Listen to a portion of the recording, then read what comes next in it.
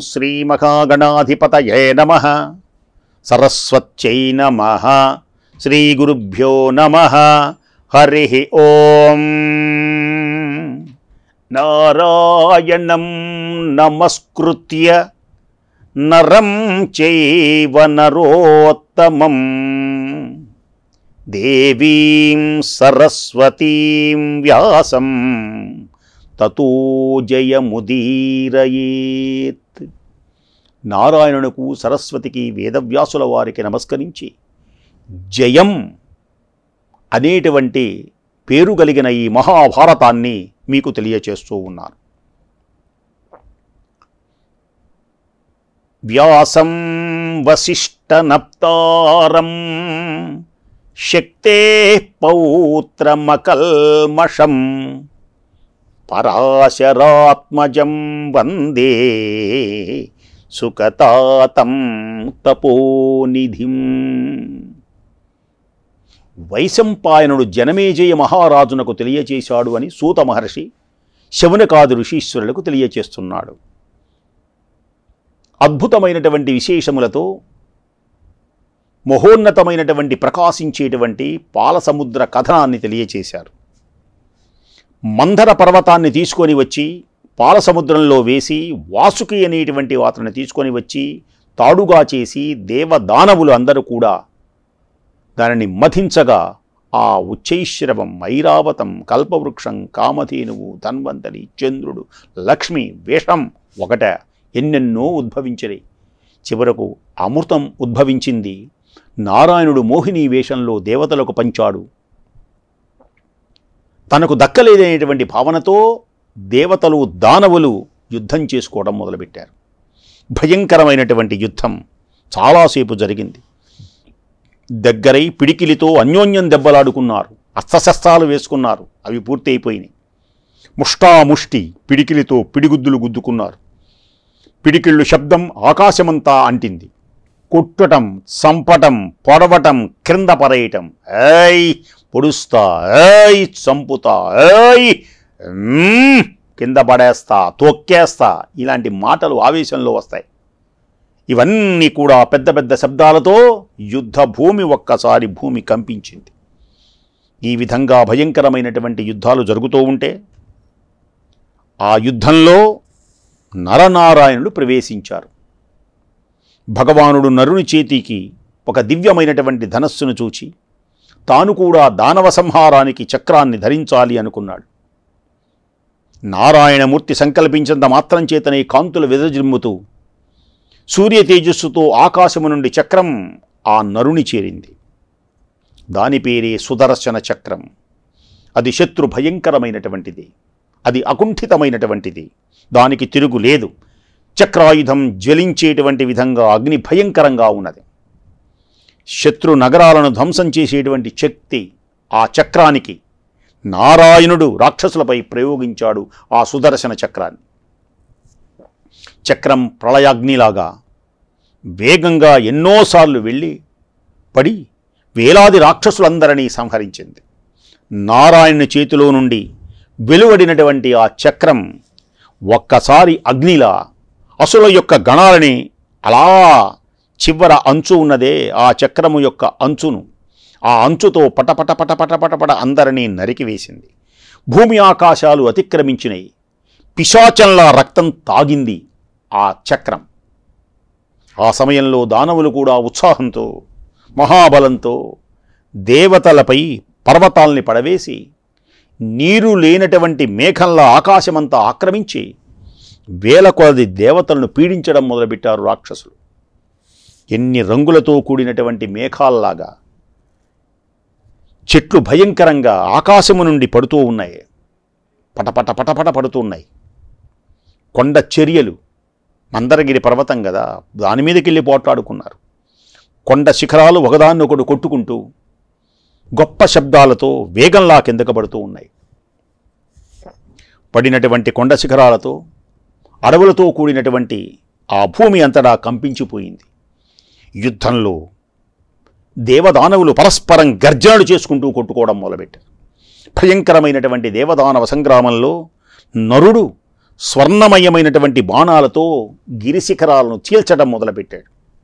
ఆకాశంలో అగ్నిహోత్రంలా మంటలు మండుతూ భూమిలోకి సముద్రంలోకి దూరారు వీళ్ళందరూ కూడా. మంటలు మండుతూ ఉన్నాయి. అగ్నిహోత్రంలా మంటలు కక్కుతూ ఆకాశమంతా వ్యాపించింది. సుదర్శన చక్రం వస్తోంది, సుదర్శన చక్రం వస్తోంది అనేటువంటి భయంతో దానవులంతా భూమిలోకి సముద్రంలోకి దూరారు. తరువాత దేవతలందరికీ విజయం పొంది మందర పర్వతాన్ని పూజించి పూర్వస్థానానికి పంపించారు. మందరగిరి పర్వతాన్ని అంతకుముందు అక్కడి నుంచి తీసుకొచ్చారు అనంతుడి చేత మోయించి. దేవతలు ఆకాశం స్వర్గం అంతటా వినిపించేటువంటి విధంగా జయాన్ని పొందారు కదా, సింహనాదాలు చేస్తూ తమ తమ స్థానాలకు వెళ్ళిపోయినారు. ఈ విజయంతో దేవతలు చాలా సంతోషం కలిగింది. దేవేంద్రాదులు అందరూ కూడా దేవతలు ఈ అమృత నిధిని రక్షించడానికి ఆ నరునకు ఇచ్చి చక్కని రక్షణ కల్పించారు వీళ్ళందరూ కూడా. ఇలా అద్భుతం ఇలా జరుగుతూ ఉన్నది. ఇలా అమృతం పుట్టింది. ఈ అమృతంలోని సముద్రంలో నుంచి మందరగిరి పర్వతాన్ని చేసుకొని కవ్వంగా ఆసుకుని చేసుకొని అమృతాన్ని ఉద్భవింపచేశారు. ఇప్పుడు మీకు ఓ శౌనకాదులారా చక్కగా నిన్న ఈవేళ అమృతం పుట్టినటువంటి పద్ధతిని మీకు అందరికీ చెప్పాను. అమృతం పుట్టిన సమయంలోనే కదా ఉచ్చైశ్రవం, ఆ ఉచ్చైశ్రవం గురించి మీకు చెప్పడంతోనే ఈ కథంతా చెప్పమన్నారు, చెప్పాను. ఇప్పుడు ఆ సముద్రంలో నుంచి పుట్టినటువంటి తెల్లని గుర్రం, పరాక్రమవంతమైన గుర్రం, కాంతివంతమైనటువంటి గుర్రం సముద్రము ఒడ్డున అలా తిరుగుతూ ఉన్నది, ఉద్భవించిన గుర్రం. ఈ గుర్రాన్నే విహారానికి వచ్చినటువంటి కద్రువ వినత చూచారు. అప్పుడు కద్రువ అంటున్నది వినతతో, ఆ గుర్రం ఏ రంగులో ఉందో చెప్పు అని వినతను అడిగింది. పాపం వినత ఏమన్నది అంటే, ఆ గుర్రం తెల్లగానే ఉన్నది, నీవేమనుకుంటున్నావు అని ఈ వినత అడిగింది. నీవు కూడా దాని రంగులోనే ఏదో ఉంది, వెంటనే నువ్వేమనుకుంటున్నావు? కద్రువ అన్నది, పందెం వేసుకుందామా? ఏ రంగులో ఉందో పందెం వేసుకుందామా?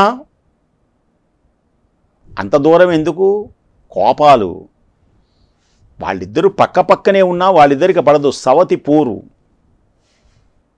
అసలు వినతంటే కొంచెం కోపం కూడా ఉన్నది కద్రువకి. 1000 మంది పిల్లల్ని తాను కన్నా, కద్రువ 2 మగపిల్లల్ని కన్నా, వినత 2 మగపిల్లల్ని కన్నా, కద్రువ అనుకుంటున్నది వినత 2 మగపిల్లల్ని కన్నది. ఒకడేమో సూర్యుడికి సారథైనాడు, ఒకడేమో బలం కలిగిన వాడైనాడు. రెక్కలు గనక అలా షప్ అని విదిలిస్తే ఇక్కడున్న పాములు ఆకాశాన్ని ఎగిరిపోతుంటాయి, అంత బలం. ఆలోచించింది. వినత యొక్క గర్వాన్ని, వినత యొక్క కొడుకు యొక్క గర్వాన్ని కూడా అణచాలి అనుకున్నది మనస్సులో. అసలు ఇంత ఉన్నది కోరికలు.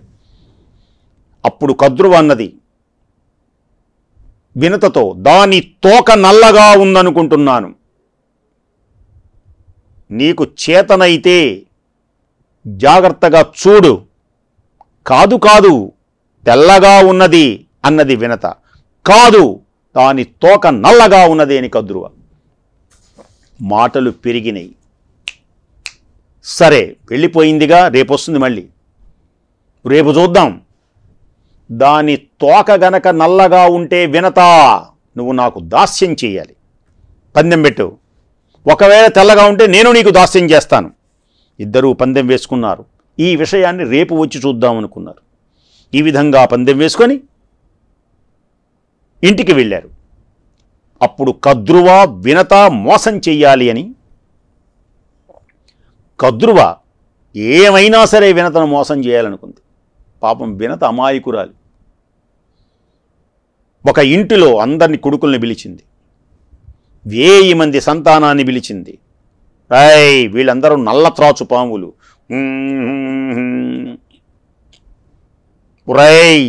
వినండిరా నాగుల్లారా, వినత నేను పందెం పెట్టుకున్నాం, నా పందెం నెగ్గాలి, ఉచ్చైశ్రవం తెల్లగా ఉంటుంది, దాని తోక కూడా తెల్లగా ఉంటుంది నాకు తెలుసు. అయితే మీరేం చేయాలి, మీరు ఆ గుర్రం వచ్చే వేళటికి మేము కూర్చున్న చోటికి మీరు ఆ ఉచ్చైశ్రవం యొక్క తోకకు వేళ్లాడండి. నల్లగా ఉన్నారుగా మీరు, అప్పుడు నేను నల్లగా తోక ఉన్నది అంటాను. కొంత దూరం వెళ్ళాక మీరు వదిలేసేసేయండి, అది వెళ్ళిపోతుంది, ఇబ్బంది లేదు. మేము చూస్తున్నప్పుడు ఆ తోకకు మీరు వేలాడాలి, ఆ పని చెయ్యండి. అప్పుడు నేను దాస్యం చేయవలసిన అవసరం లేదు. వినతే నాకు దాస్యం చేస్తుంది అనగానే వాళ్ళు అంగీకరించలేదు. అమ్మా, నువ్వు చేసేటువంటిది అన్యాయం అమ్మా అన్నారు. అలా వినతను మోసం చేయకూడదమ్మా. కద్రువకు కోపం కలిగింది. ఏరా, నా పిల్లలై ఉండి నేను ఏది చెబితే అది చెయ్యాలి, అన్యాయం కానీ అక్రమం కానీ తప్పు కానీ నేను చెయ్యను అని అంటారా మీరు నాతో? అంటే ఇప్పుడు నేను దానికి దాస్యం చెయ్యాలా వినతకి? వినతే నాకు దాస్యం చెయ్యాలి. నన్ను ధిక్కరించారు గనక జనమేజయుడు చేసేటువంటి సర్పయాగంలో మీరందరూ భస్మమైపోదురుగాక అని శపించింది. జనమేజయుడు సర్పయాగం ఎందుకు చేస్తాడు? లోగడ మనం చెప్పుకున్నాం. జనమేజయుడు యొక్క తండ్రి పరీక్షిన్మహారాజు. పరీక్షిన్మహారాజు మరణించింది తక్షకుని యొక్క విషాగ్ని జ్వాలలకు. తన తండ్రికి కారణభూతమైనటువంటి ఆ సర్పాలన్నిటినీ లేకుండా చేయాలని ఆయన యాగం. ఆ యాగంలో మీరు భస్మీపట్నం అయిపోతారు. ఈ శాపాన్ని స్వయంగా బ్రహ్మదేవుడు విన్నాడు. ఇది దైవలిఖితం. కద్రువ అతి ఘోరమైనటువంటి శాపం ఇచ్చింది అనుకున్నాడు బ్రహ్మదేవుడు. బ్రహ్మదేవునితో పాటు దేవతలు కూడా విని ఆమోదించారు. ఒక రకంగా ఇది ప్రజలకు మేలవుతుందిలే, ఈ సర్పాలు లేకుండా ఉంటే హాయిగా సంతోషించారు. ఆ సర్పాలే విషపూరితాలు, ఇతరుల యొక్క అందరికీ బాధాకరాలైనటువంటివి ఆ సర్పాలు. అందుచేతనే ప్రాణికోటికి మేలు జరగాలనేటువంటి దృష్టితో అవి విషసర్పాలు కనుక, ఇతరులను బాధిస్తాయి కనుక, లోకానికి మేలు జరగాలనేటువంటి కోరికతో దైవవశాత్తు కద్రువ తన పిల్లలకు శాపం ఇచ్చి మేలు చేసింది అనుకున్నారు దేవతలు. కేవలము మానవులకే కాదు, దోషపరులైనటువంటి ఇతర ప్రాణులకు కూడా ఇటువంటి ప్రాణాంతకమైనటువంటి శిక్ష దైవమే విధిస్తుంది. దుర్మార్గులైనటువంటి వారికి దుర్మార్గమైనటువంటి భావన కలిగిన వాళ్ళకి విధిస్తుంది. బ్రహ్మదేవుడు కద్రువును అభినందించాడు. భలే పని చేశావు, నీ కొడుకులు నువ్వు శపించుకున్నావు. కశ్యపుని పిలిచన్నాడు, మహాత్మా, నీ ద్వారా సర్పాలు ఉద్భవించినాయి, నీ ద్వారానే కదా కద్రువ కన్నది. పెద్ద పెద్ద పడగతో వాటి శరీరం కాకుండా విషం కూడా భయంకరంగా ఉంది. నీ వల్ల కద్రువ కలిగినటువంటి సర్పాలు విషాన్ని కూడా పొంది ఉన్నాయి. అందుచేత కద్రువ సర్పాలకు శాపం ఇవ్వటం జరిగింది. కాబట్టి మీరు ఆమె పైన క్రోధాన్ని చూపించకండి. విషపూరితమైనటువంటి సర్పాలను మీ కుమారులే, మీ పిల్లలే వాళ్ళందరూ కూడా, కానీ విషపూరితమై ఉన్నాయి, లోక కంటకులు అవుతున్నారు. ఇప్పుడు కద్రువ శాపం పెట్టింది, మీరేమీ క్రోధం చూపించద్దు, యజ్ఞంలో సర్పనాశనం జరుగుతుంది. ఈ విధంగా బ్రహ్మదేవునికి శాంతింపచేశాడు. మరల ఈ విషయం నీకు తెలిసిన తరువాత నువ్వు బాధపడతావేమని ముందుగా నేను నీకు చెబుతున్నాను. లోకానికి మేలు జరుగుతుంది. విషాన్ని హరించేటువంటి విద్య కూడా బ్రహ్మ కశ్యపునికి చెప్పాడు.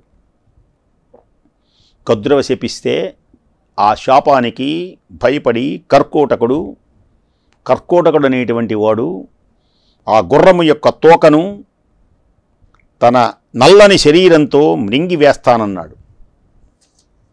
అప్పుడు కర్కోటకును చూసింది తక్షకుడు మొదలైనటువంటి వీళ్ళని. భేష్, మీరు రా కుమారులంటే, మీరు రా తల్లి మాట నిలిపేటువంటి వాళ్ళంటే కర్కోటకుడు తోకకు వేలాడి ఆ వినతను నాకు దాసిగా చేస్తున్నారు.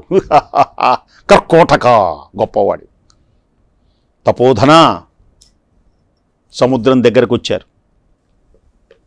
ఎలా ఉంది అసలు ఆ సముద్రం, ఎంత బాగుంటుందో. సముద్రపు వర్ణన అంటారు దీన్ని. ఆ రోజు రాత్రి గడిచిన తర్వాత సూర్యుడు ఉదయించగానే కద్రువ వినతలు తన పందెం నెగ్గించుకోవడానికి మాత్సర్యంతో, ఆ కద్రువ వినత మీద మాత్సర్యంతో సముద్ర తీరంలో ఉన్నటువంటి ఉచ్చైశ్రవం అని పేరు కలిగినటువంటి అశ్వాన్ని చూడడానికి వచ్చింది. కొంత దూరం వెళ్ళాక అగాధమైనటువంటి హోరు శబ్దం చేస్తున్నటువంటి సముద్రాన్ని వాళ్ళిద్దరూ చూచారు. సముద్రం ఒడ్డున నడుస్తున్నారు వీళ్ళిద్దరు. తిమింగలాలు, పెద్ద పెద్ద చేపలు, మొసళ్ళు, ఇంకా ఎన్నో వేల జంతువులతో భయంకరంగా ఉన్నటువంటి సముద్రాన్ని చూచాడు. సముద్రం అలలతో హోరు పుట్టిస్తూ ఉంటుంది. సముద్రం మామూలుగా ఉండదు. సముద్రం దగ్గరికి వెళ్ళటం బాగానే ఉంటుంది, కానీ చూడడం మరీ దగ్గరికి వెళ్ళకూడదు. తిమింగలాలు, పెద్ద పెద్ద చేపలు, మొసళ్ళు, ఇంకా ఎన్నో వేల జంతువులతో భయంకరంగా ఉంటుంది ఆ సముద్రం. వికృతాకారంగా ఉన్నటువంటి భయంకరమైనటువంటి ఆ జలజంతువులతో, జలజంతువులు కూడా పెద్ద పెద్ద ఉంటాయి. అమాంతం పడవలను కూడా మింగేస్తాయి, మామూలుగా ఉండవు అవి. తాబేళ్లతో కూడి ఉన్నటువంటి సముద్రం చేరడానికి వీలు కాని విధంగా ఉన్నది, బాగా హోరెత్తుతూ ఉన్నది. సముద్రం దగ్గరికి వెళ్ళలేవు, సముద్రం దూరంగా ఉండి చూడాల్సిందే. సకల రత్నాలకు నిలయమై, అందుకని రత్నాకరుడు అని కూడా అంటారు సముద్రాన్ని. రత్నాలు, అది వరుణదేవునికి నివాసమైనటువంటి స్థానం. సర్పాలకు అది రమణీయమైనటువంటి ఆలయం కూడా. అది ఒక బడబాగ్నికి స్థానం. సముద్రం చాలా గొప్పది, బడబాగ్నికి స్థానం. రాక్షసులకు ఆ సముద్రం బంధువుల ఆశ్రయమిస్తుంది. ఇతర జంతువులు కూడా భయంకరంగా ఉన్నాయి. నీటికి నిలయం, అందుకనే జలధి అంటారు దాన్ని. జలధి, వారిధి. వారి అంటే నీరు, ధి అంటే స్థానం. జలధి, జలమునకు నిలయమైనటువంటిది ఆ సముద్రం. కనుక నీటికి నిలయం. ఆ సముద్రము కూడా ఎంతో పవిత్రమైనటువంటిదే. సముద్ర స్నానాలు కూడా చేయమంటారు, జాగ్రత్తగా చేయాలి. దివ్యమైనటువంటిది సముద్రం. అమృతం పుట్టినటువంటి ఆ సముద్ర జలం అమృతతుల్యమైనటువంటిది, అద్భుతమైనటువంటిది. అసలు సముద్రానికి సాటి ఎవ్వరూ లేరు. సముద్రానికి సముద్రమే సాటి. ఆ సముద్రం జలజంతువుల యొక్క రౌద్రమైనటువంటి శబ్దాలతో భయంకరమైనగా ఉంటుంది. అన్ని ప్రాణులకు భయాన్ని కలిగించేటువంటి గిరగిర గిరగిర గిరగిర తిరుగుతున్నటువంటి సుడులతో ఉంటుంది. సముద్రం అలల యొక్క ఉయ్యాలలో వేగంతో, ఆ ఉయ్యాల మీద కూర్చోవాలనుకోకూడదు, చూడటమే, ఆనందించడమే. పెద్ద పెద్ద అలలతో, ఉయ్యాలలాగా మహాధ్వనితో, క్షోభతో, మహాధ్వని క్షోభ కలిగినట్టుగా ఉంటుంది. ఆ సముద్రం కదిలేటువంటి కెరటాలు అనేటువంటి హస్తాలతో నాట్యం చేస్తూ ఉంటుంది. జుమ్ ఇలా నాట్యం చేసేటువంటి చేతులు ఎలా ఉంటాయో అలా అలలు ఒక్కోసారి ఇలా ఇలా ఇలా వెళ్తూ అంటాయి, మళ్ళీ అలా అలా వెళ్తూ అంటాయి.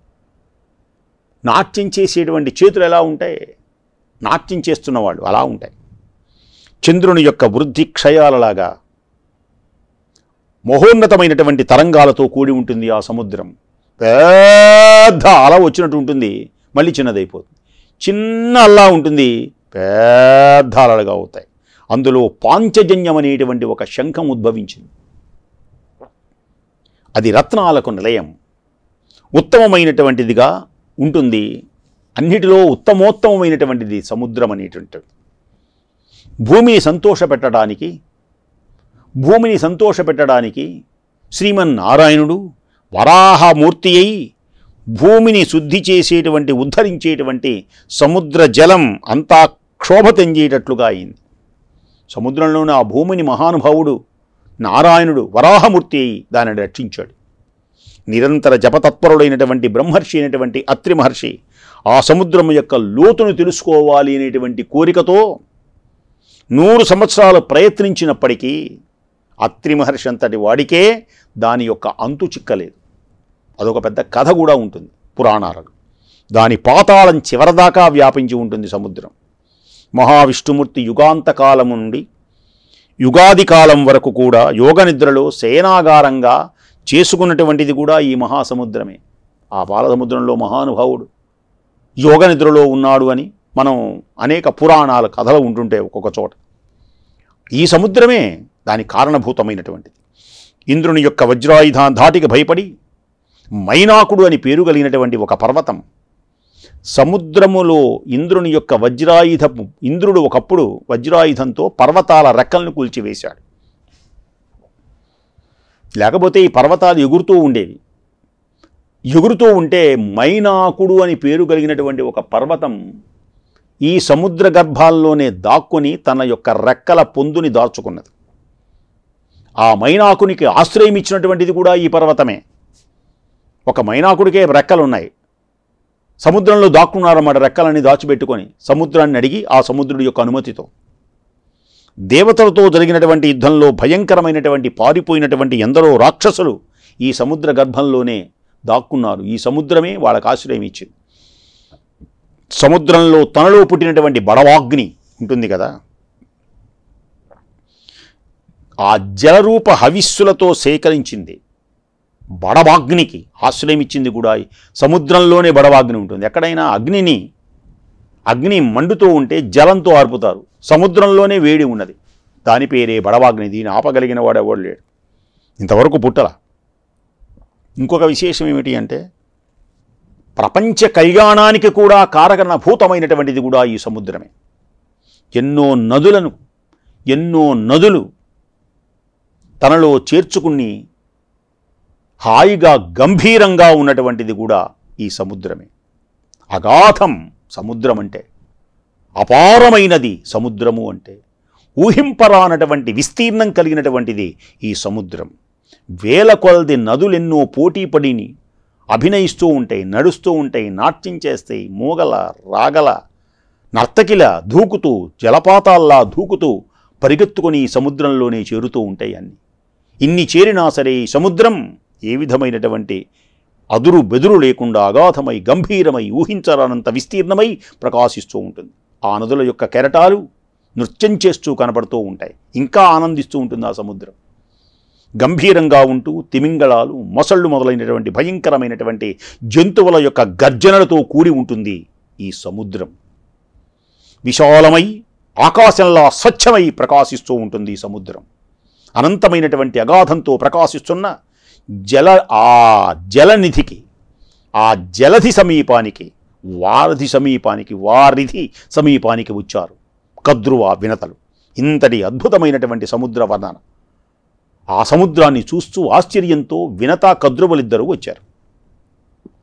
నాగులందరూ తమలో తాము ఆలోచించుకొని తల్లి ఆజ్ఞ ప్రకారం చేయడానికే నిశ్చయించుకున్నారు.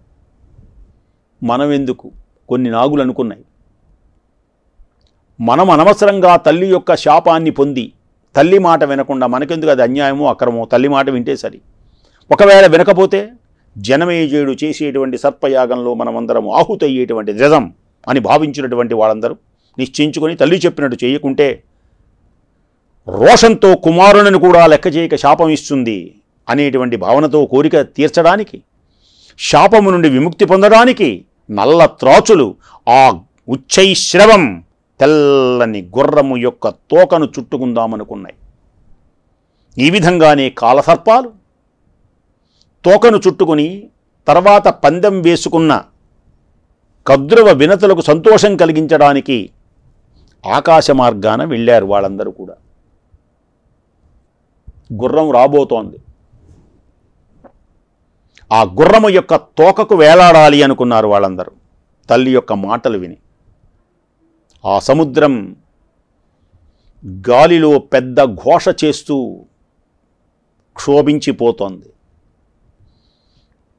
సముద్రం, వీళ్ళు ఆకాశ మార్గాన బయలుదేరారు.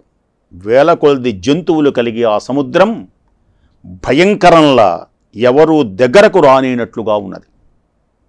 నాగులకు ఆలయమైనటువంటి ఆ సముద్రం నీటికే అధిపతి, నాగులకు కూడా ఆశ్రయమే. నీటికి అధిపతి ఆ సముద్రం. ఆ జలనిధి పాతాళంలోని బడబాగ్నికి నిలయం ఆ సముద్రం. సముద్రం అంటే మామూలా? అలాగే రాక్షసులకు నిలయమే, జలజంతువులకు నిలయమే, జలానికి నిలయమే, అమృతానికి నిలయమే, పుణ్యమైన దానికి నిలయమే. పుణ్య జలాలతో ప్రకాశించేటువంటిది సముద్రమే. దాని లోతు ఎవడు ఊహింపలేరు. అక్కడక్కడ దానిలో ఎన్నో మహానదులు వచ్చి కలుస్తూ ఉంటాయి. అలాంటి పుణ్య దివ్యమైనటువంటిది ఆ సముద్రం. ఆ నీటిలో బాగా అండినటువంటి కెరటాలు నృత్యం చేస్తూ ఉన్నటువంటి సమీపానికి కద్రువ వినతులు వస్తున్నారు. సముద్రం ఘోషిస్తోంది. కద్రువ వినతులు ఇద్దరు కూడా గబగబ గబగబా ఘోషించేటువంటి సముద్రం దగ్గరకు వస్తున్నారు. ఆ నాగులు ఆ ఉచ్చైశ్రవపు తోకకు అంటుకోవాలి అని భావిస్తూ ఉన్నాయి. అట్టి పుణ్య దివ్య మహోన్నతమైనటువంటి విషయములను రేపు కూడా మహాభారత ఈ దివ్యమైనటువంటి ప్రవచనంలో చక్కగా విని అందరూ తరించవలసిందిగా కోరుతున్నాం. స్వస్తి.